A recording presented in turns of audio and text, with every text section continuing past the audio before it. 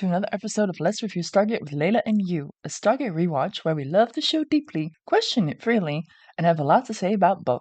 And I'm happy to have you here. For me, these Stargate stories matter, not just because they're full of sci-fi silliness and big explosions, though we get that too, but because they hold our stories, which makes this show both entertaining and educational in all of the best storytelling ways. So let's see what holds up, what doesn't, and what hits differently when we watch it from today's perspective.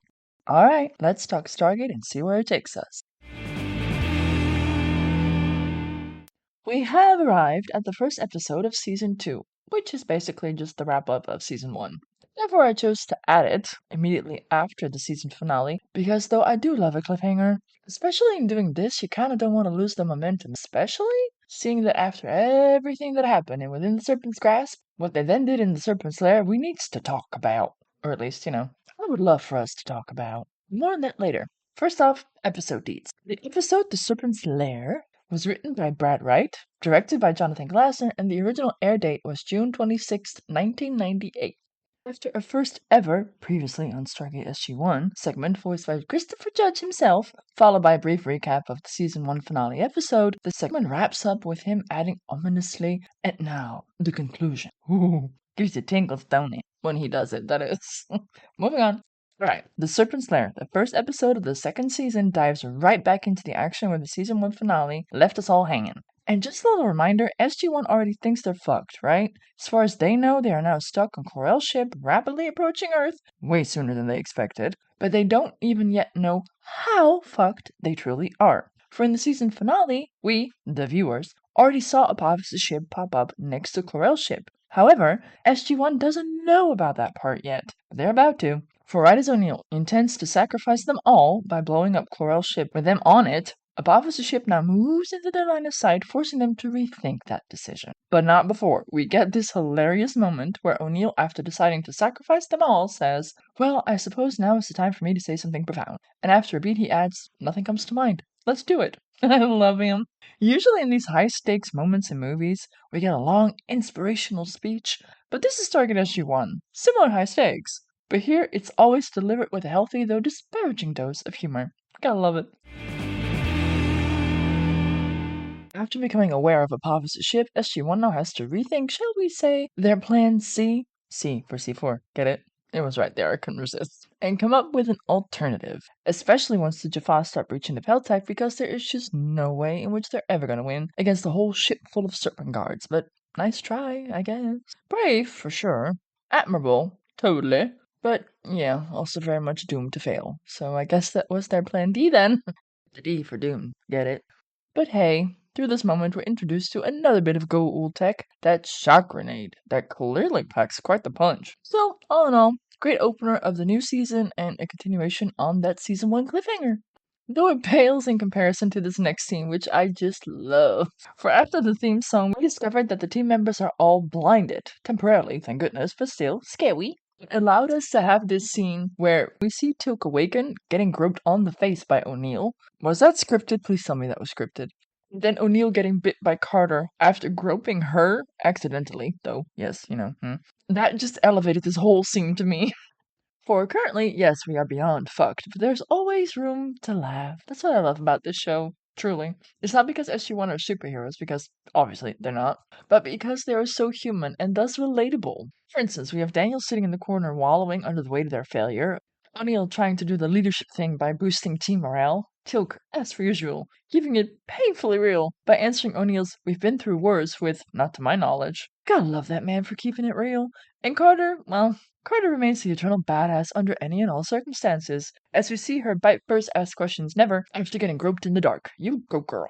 And that is what I love about this team. They're clearly very different people, yet together it works so well, thereby showing us, I think, in a beautifully storytelling, entertaining way, how our differences become our strengths when we blend them together. Which is also why I love that O'Neillism of "we're just having a bad day" that becomes a perfect running gag for the rest of the episode between the team. Because, yeah, the day keeps getting objectively worse and worse. And yeah. Well, I guess you could say it's more of like a roller coaster. But yeah, it's gonna be a bumpy ride. In this next scene, the fandom's hope really does come alive when we see the Jaffa are putting Chlorel/Skaara in the sarcophagus to be revived. Ah, power of the fandom at work. Or should I say Braytech? Oh, wait. Spoiler! Oopsie. But hey, we just saw his name in the credits, and for the ones who recognize his distinctive voice, we know it's you under there, Mr. Master, Sir. Back on Earth, Hammond is just as pleasantly surprised as I was to see Schmuckety Samuels back at the SGC. Not rid of him just yet, it seems. And right away, you feel that same tension between these two characters that we've seen before. Hammond being the kind leader who sees the reality of things, while Samuels is the kind who wants to look like he's got everything under control, but still does not seem to grasp the problem. For it seems Senator Kinsey is once again indirectly making things known, this time by placing Samuels at the SGC to coordinate with the Pentagon. Ugh. Kinsey and an extension Samuels, even though they have so fucking clearly been proven wrong in their earlier assessments, are still holding true to their game plan of collectively burying our heads in the sand, now by ordering to not make a move to trick the Goa'uld into believing we haven't spotted them. And I love that General Hammond immediately calls this out and says, "Let me guess whose bright idea that was." And yeah, unfortunately, we're looking at him. And I mean, the motherfucker even goes as far to pretty much give General Hammond an "I told you so." Dude, for real? Your whole game plan went out the window as soon as we went to Abydos and blew up Ra, as we told you. And at least now, no thanks to you, we have made good use of our time since then. But no, Mr. Smarmy-ass is here to gloat now about his new weapon that they are going to use to strike at the Goa'uld ships. And you can just see the smarminess. Is that a word? I'm making that a word. Drip off of him. I swear the man might be a delight in real life, but in this show, all I ever wanted to do was punch him in the face. Who's with me? Although now looking how I treated Ronnie Cox, I kind of feel bad. So, alright, I looked him up. And Samuels is played by Robert Wisden, who, surprise, is British. Huh, who knew? Well, no, we do. He and his family moved to Canada at the age of 15, and he apparently is now a full-time acting teacher at St. George's Boarding School for Boys in Vancouver. And I looked up that school because boarding school for boys, huh? It kind of looks a little like Hogwarts without the magic, or, girls. And do I have an opinion on that, as you might clearly denote from my choice of tone? Yes. Am I gonna elaborate on that too much? No. Although I will add, in the Netherlands, we apparently, I didn't know this, we do have private schools. I kind of always thought them more to be international schools, being separate because not all the kids speak Dutch yet. But here we mainly are public school. And to me, at least, it's weird to go to a school with only one gender. For I always saw it as, then how are you going to develop proper, healthy, I should say, socializing skills when you're only exposed to and raised around one gender? And once again, mind you, this is coming from a public school kid who did not exactly have the best time, especially in high school, but still, it has prepared me for all the spices of life, shall we say. Though, never mind. Nope. Avoiding that brain fart. Moving on to nicer things. Apparently, in 2019, Wisdom realized a long-held dream when he oversaw the school's successful production of Les Miserables. Aw, it's kinda nice. Like I said, he probably is a delightful fella in real life, but in this show, you bug me. But that's kind of the point of this character, though, isn't it? Samuels, I think, is meant to feel like an antithesis of General Hammond. For General Hammond clearly understands that true leadership means taking responsibility, carrying that weight honorably, and standing by your people, especially when things go sideways, while Samuels, meanwhile, leads with ego and then goes running with his tail stuck firmly between the legs, looking for the nearest exit the second reality catches up with him. A true definition of coward, if you ask me. But then again, no one's really asking me. I'm just telling. So, there. I treated him nice. The actual dude. I will never like Samuel. Sorry. Not really sorry. Like I said, they intended his character to be dislikable, right? And clearly it's working. Moving on. Now, I didn't notice this at first, but someone online pointed out that the ring transport we see several times in this episode is footage from the movie. I never noticed that before. Guess that was a cost-saving measure? Anywho, Bertag goes to inform Apophis of the attempt to revive Chlorel, clearly meant to buy time by waiting to execute the humans after Chlorel has risen again, but Apophis is smart and orders their immediate execution. Here we also meet Teal'c's replacement, I'm guessing, for he is the one and only dude with a gold emblem on the forehead. Other than Braytech then, that is, but considering then you first had Braytech, who was Teal'c's mentor, and now this fella, whatever. That also now made me realize that they're all wearing Apophis' symbol, meaning that all of Chlorel's Jaffa are technically his dad. It really is a family business, huh? Despite not willing to wait to execute the humans, Apophis is willing to wait until Chlorel's revival to attack Earth, which does, obviously, fabulously, so conveniently, works in our favor. For now, it buys our friends time to think of something to thwart the impending attack, because after all, we're going for a happy ending here, right? Or, well, you know what I mean. Back on Earth, Schmuckety is presenting his Goa'uld Busters to the Council of who the fuck knows. Apparently they've enhanced the warheads with raw naquita to yield an even bigger blast, which you could say is technically smart. For we have seen how even a little bit of naquita can create a big boom. This is also where Samuel's "Oh, trust me, I got this," while clearly not understanding what he's dealing with. Hammond, meanwhile, bless him, love him, is asking the smart questions by calling out the holes in this plan. For instance, how his plan would only succeed if the Goa'uld even have something akin to radar. And I had to laugh even harder at this when I read someone online say the rocket produces a large heat signature, which the Goa'uld would most likely still be able to detect. And I mean, the Goa'uld still have eyes. You later see the rockets coming at them with the naked eye. Stealth sounds nice and all on paper, Bubba, but in real life, it just goes to show how little Samuels really understood any of this. If his half-baked plan fails, Earth will get caught off guard and is truly left defenseless. Do you feel the urge to punch him yet? No? Give it a minute. It'll come. Trust me. Who is getting punched right now is O'Neill, back on the ship, by Master Braytac, even after they recognize each other. Apparently, Master Braytac is mad at us. Sucks. Love that word. And I think he's the only one ever to use that word. For us, who should feel honored. Turns out, Master Braytac had a plan. Well, thanks for letting us know. I mean, thank you, but, communication is key. I like here that Braytac tells them that he has been ordered by Apophis himself to execute them. And even after agreeing with Tilk that the humans might be their only chance of liberation from the Goa'uld, you still see O'Neill look at Braytac like, and are you gonna kill us now? But no, Braytac says with a little mirth, I love this character, I swear. Tony Amendola, mwah. He says, an order I tend to disregard. He's so proud of himself, as he should be. For now, there is hope for our friends once again. Yay! And I like that Braytac and O'Neill are very clearly cut from a different cloth, even though they are fighting for the same thing. Braytac comes with the rebel Jaffa energy, sacrifice if necessary, without any hesitation. O'Neill, no less brave, is a bit more practical, thankfully. He'll risk everything if he has to, sure, but he is never romantic about dying for the cause if there's still another option on the table, something we really see develop in this episode, but more on that later. And with this scene, I also realized something. Up until now, Earth has mostly been acting like we were all alone in this fight, but Braytac's presence here reminds us that others are resisting the Goa'uld as well, some even within the Goa'uld system themselves. Tilk isn't the only rebel Jaffa out there. There are those closer than SG-1 even knew, resisting and willing to risk everything to bring these false gods down, and that matters a lot. I mean, without Braytac being on the ship, being our ally in all of this would have been game over the end. Though we do later learn that there were more allies closer by than we thought, but that's for another episode.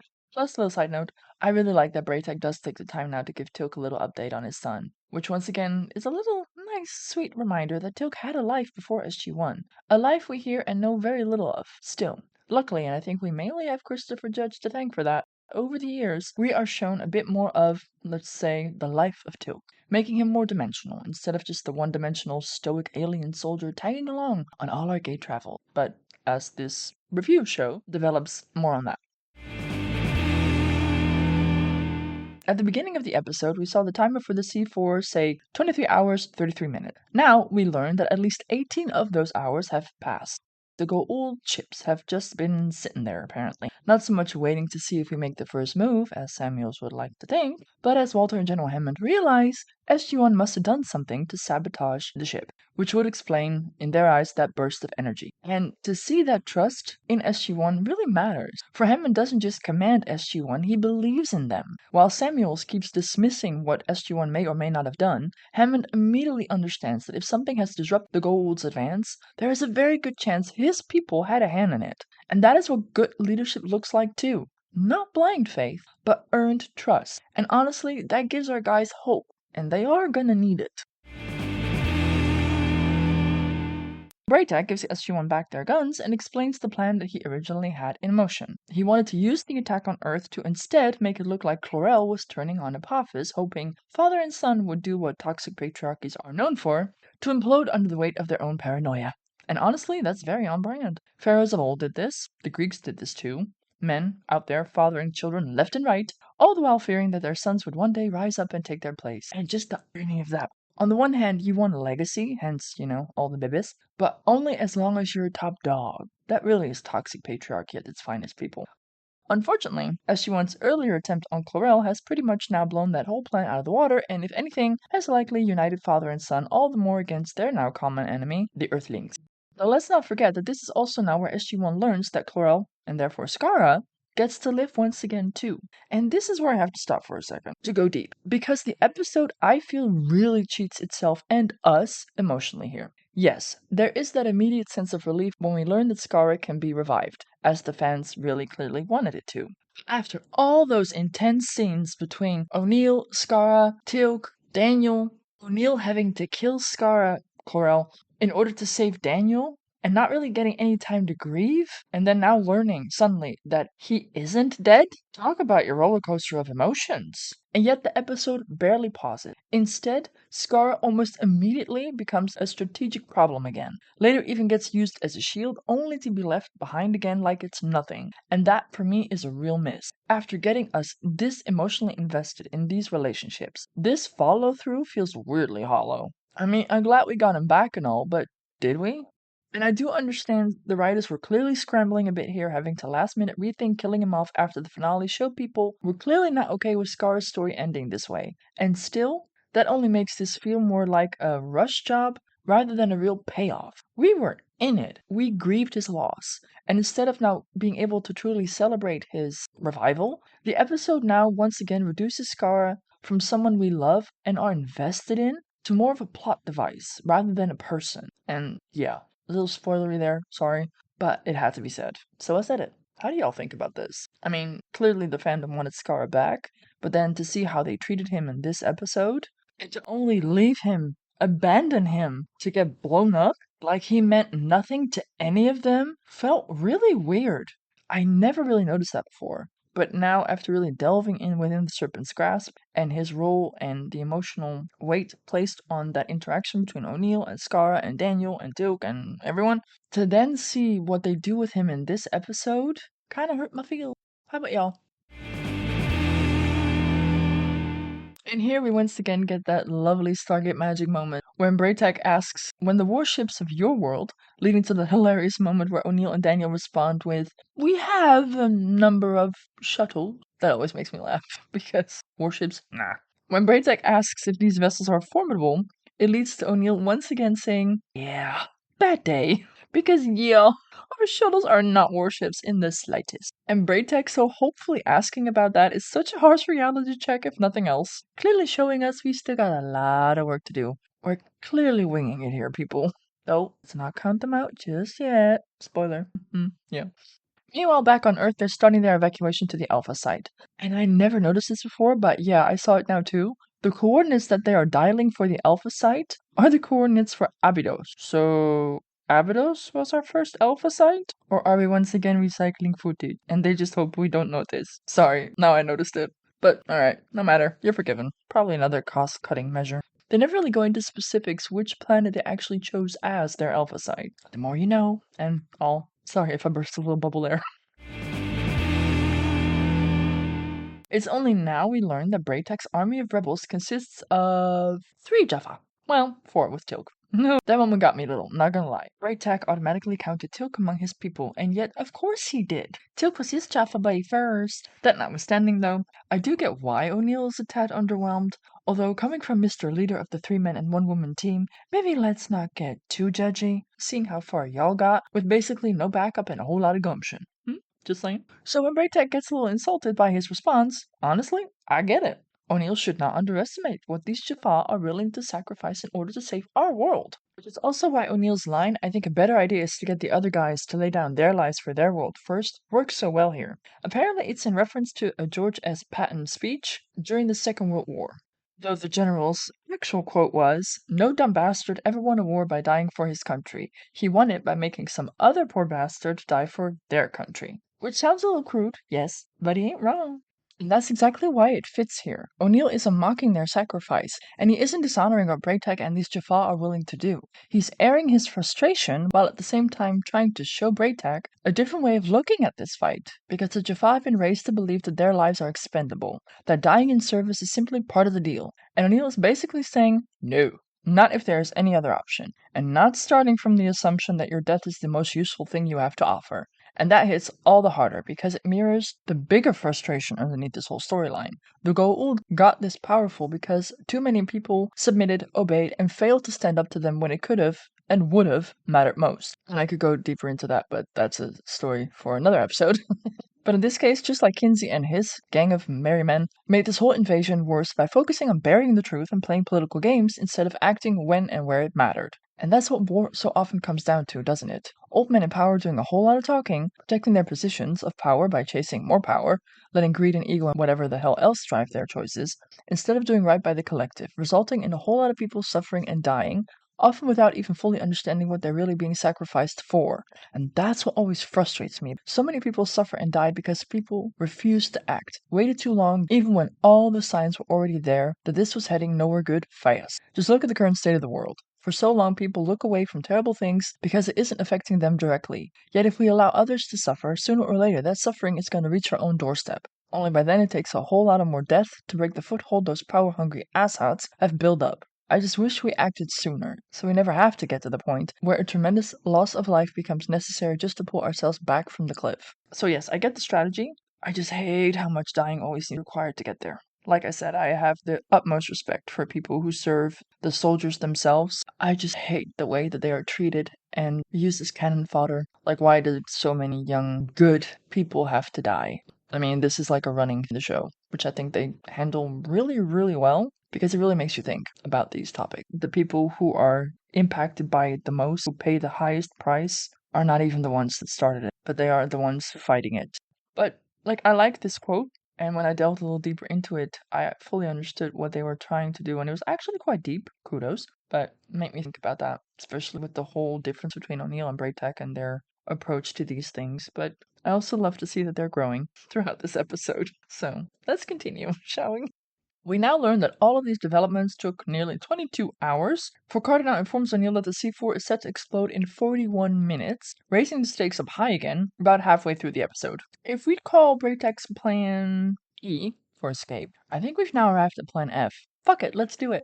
I have to admit, I enjoyed seeing Samuels be all, go, go, to then see it literally blow up in his face.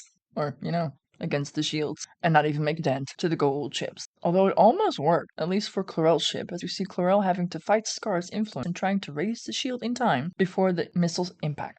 Another unforeseen and honestly a bit weird side effect, the EMP burst from the missiles apparently now affected the satellite communication, thereby oh so convenient, making the United States unable to warn the other countries of Earth for an imminent attack, thereby also conveniently keeping the Stargate program and the alien sky trying to attack us a secret from all the other countries. I understand why they're doing it. The writers. I think if you left that part out and just said nothing, that would have been a little better. Now it just made me go like, what? But okay. When O'Neill mentions grenades to Braytech, I love how Braytech then asks Teal'c what grenades are, and Teal'c responds with, a crude explosive device. Yeah, we get it. Our technology pales in comparison to all your fancy Goa'uld tech, yet I can't help but find it adorable how the Jaffa seem to look at us with mild, don't really have another word for it, patronizing fondness. Like, yes, we may be technologically undeveloped little hasaks, but we're trying. But not nearly as much as I like this moment. For if there was ever any doubt about who Samuels really is, this scene in the episode is now where that doubt is killed dead. And if you're a Supernatural fan, you will understand the significance of that phrasing. If you know, you know. For a now disheveled Samuels proposes the exact same plan that they came up with in the alternate reality. Send the bomb through to Chulak. Luckily, we now have a General Hammond who immediately points out how little sense that makes. There is no military reason to wipe out the people of Chulak. Damn straight. And then Samuels really tells on himself. For the second his shiny little missile plan fails, Mr. Pompous Swagger suddenly asks permission to save his own ass by going through to the Alpha site. And the first time I watched this, I remember whooping when Hammond says permission denied. Even better, he follows it up with, the idea is to send the best and the brightest colonel.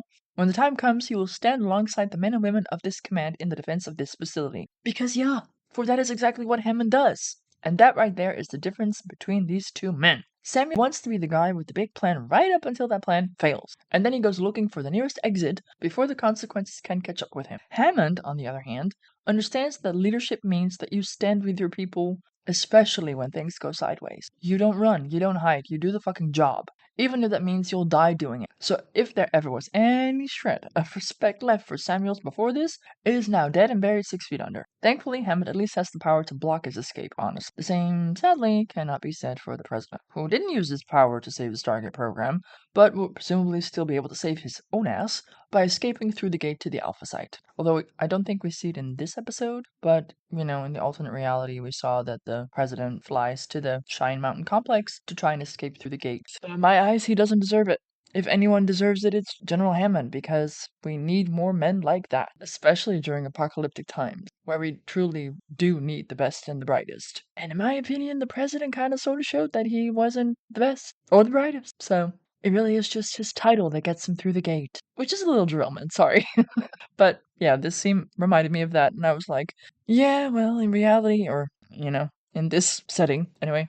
Like, I think I mentioned it before, but that is why I really, sincerely, vehemently do not like the 2012 movie. Because in the end, not all the movies are like that, but most of those movies do highlight, and we all know that it's true. If ever we come to that decision in time, maybe other than the lottery system that they had in Deep Impact, I think it was, which of course you also kind of have to assume at some stage will probably be rigged, at least a little, or that's my pessimistic thinking.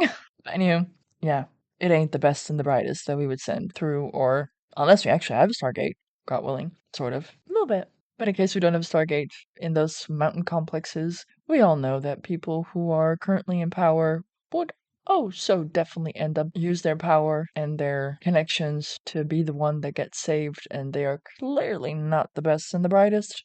I mean, fuck. If anything, the pandemic made it blatantly obvious.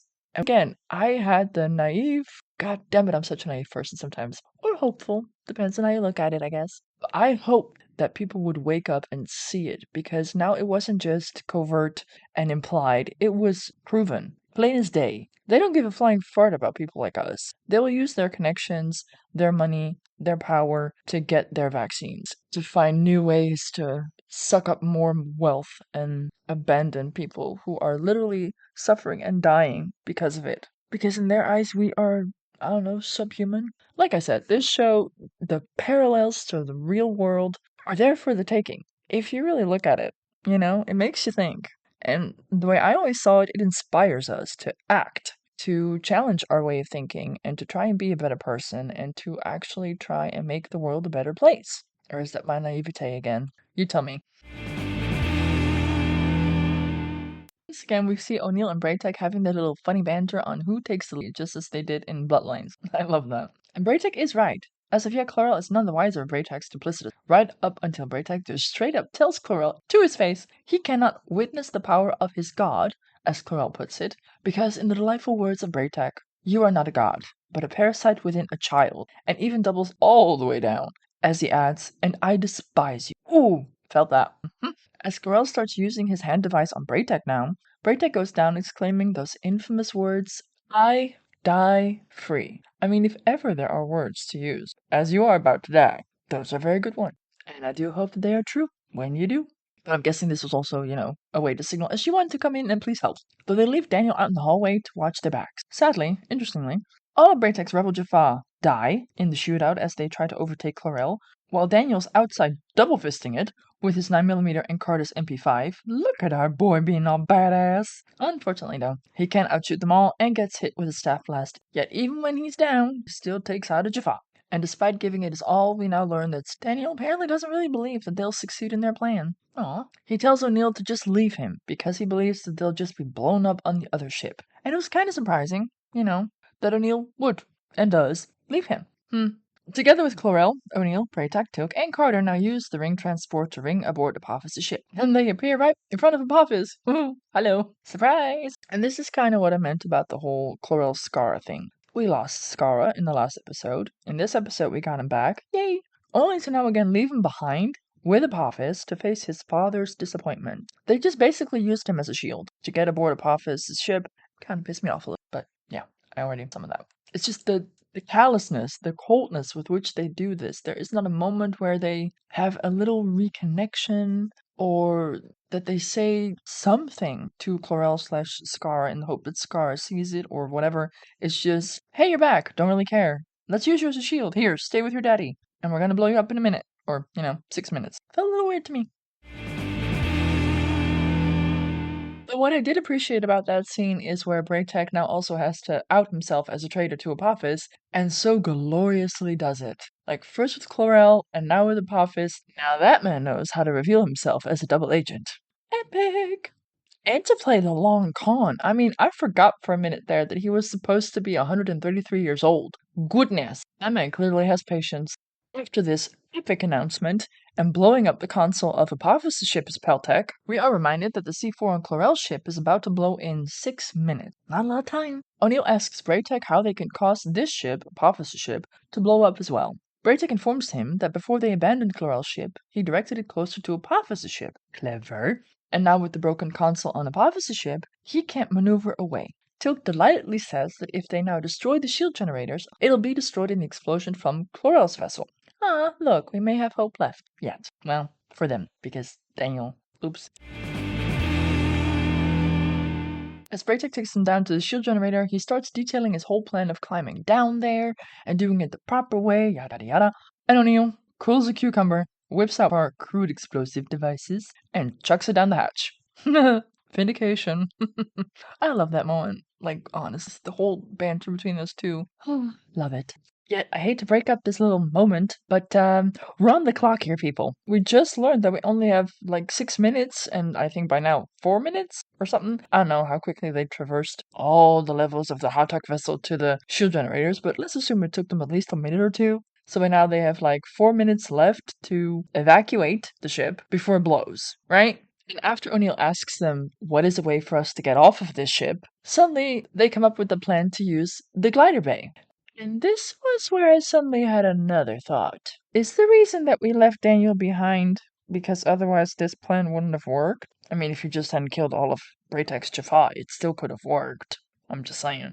Well, if there's anything that you learned from this show is to never count out Daniel, for he himself apparently had the bright idea, just as he had in the movie, to put himself now into the sarcophagus to heal. Guess the fellow wasn't out of hope after all. After he gets out, he quickly checks the timer because how fucked up would it be if he was in the sarcophagus to heal and then the 6 minutes were up and then he would go boom. That'd be such a shame. But no, of course, he wakes up to see that he has a little over a minute left, in which he apparently knows how to traverse the entire fucking ship, but okay. For he remembers now that Chlorel's ship has a gate. And of course he can't dial Earth because, orbiting around Earth, and we've been through this whole ET can't phone home scenario in, what was it, Solitudes? But we do see him jump through the gate to who knows where. Just in the nick of time before the ship blows, damaging the gliders, but leaving Braytek, Tilk, O'Neill, and Carter alive. For now, at least. Though not before O'Neill asks Carter to stop stressing for a moment and just stop and smell the roses, or in this case, enjoy the view. For dude, or dudette, whatever, you're in space. Look up at that beautiful shot of Earth. And I mean, it was a beautiful shot. And again, in this next scene, I have questions. For I find it interesting that Daniel dials home to Earth, apparently from the Alpha site, which they designated P3X984. Is that a planet that we visited before? I don't think so, right? Anywho, he apparently dialed the Alpha site, and from the Alpha site, he alone now dials Earth and goes through. That would mean that he knows that Earth wasn't destroyed, right? And that the ships were destroyed. But if that's the case, why does he come back alone? Why doesn't everyone come back? Anyway, those were questions I had when I watched that scene. Not important. Moving on. For we now come full circle on O'Neill's gag, where he tells Carter that this wasn't such a bad day after all. And this scene kind of made me feel like that moment in Finding Nemo, when they finally escape the tank only to find themselves in those little individual baggies drifting along on the ocean. I was just a laugh at that bit. Though it seems they are at peace with this.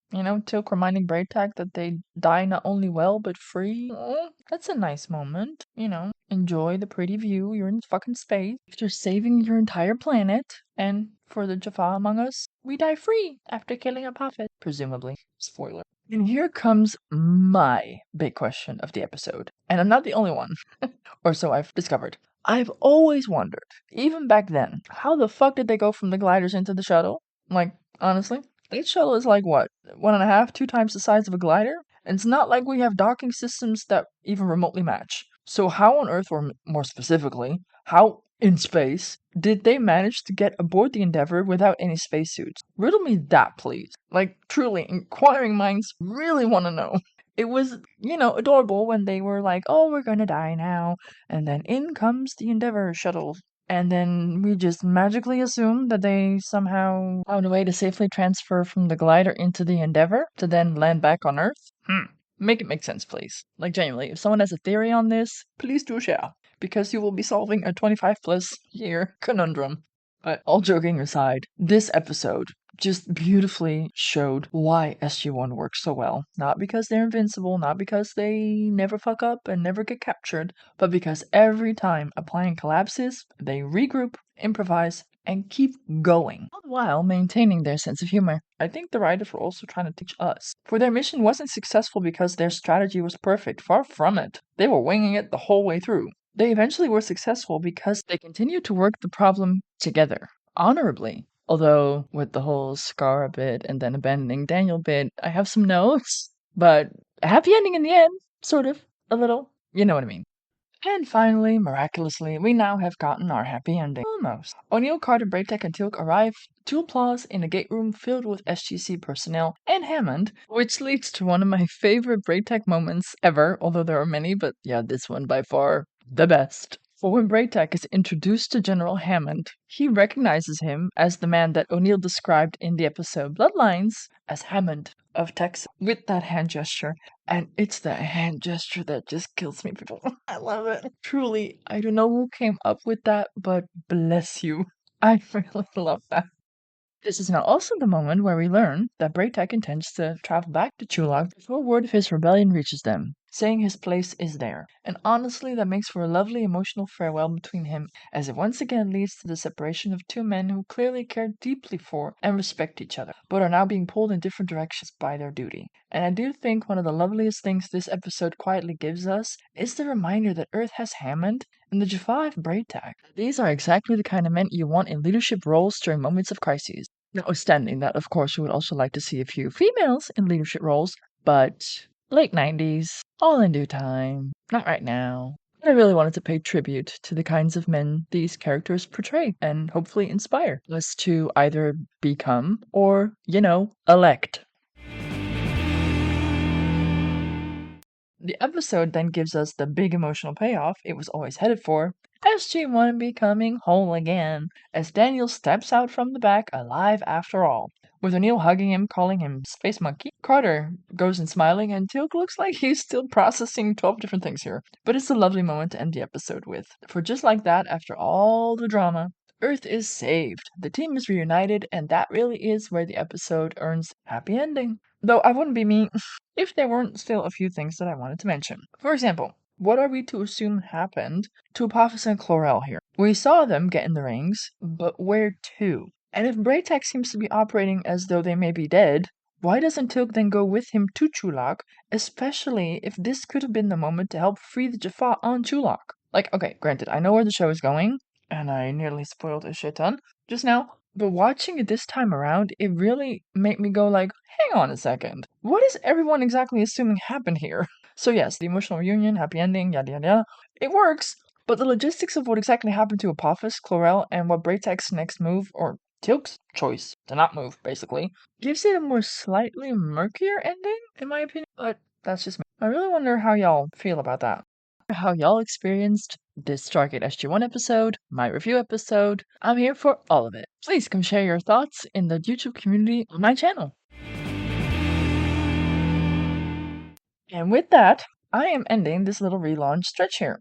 now fully wrapped season 1, and seeing that I absolutely hate leaving things on a cliffhanger, it felt only right to include the first episode of season 2 as well, so we could leave things on a little bit more of a happier note. For now, I'm going to be taking about a month or 2 off to do some behind the scenes work, most notably, finally launching my Patreon account. Don't worry, the podcast itself is staying free and accessible as it always was. That is not changing, but seeing that the platform has made some adjustments, shall we say, I can't really do it the way I used to do it, so keeping things available really matters to me for accessibility. My transcripts, for one, will be moving over to my Patreon instead, along with some extra little something that I've been wanting to build in. I'll be sharing more on that in separate updates. Until then, you can still find me over on our YouTube community while I'm off to build the next little part of the Stargate Corner, and when it's ready, I'd love to meet you all at the gate. Bye!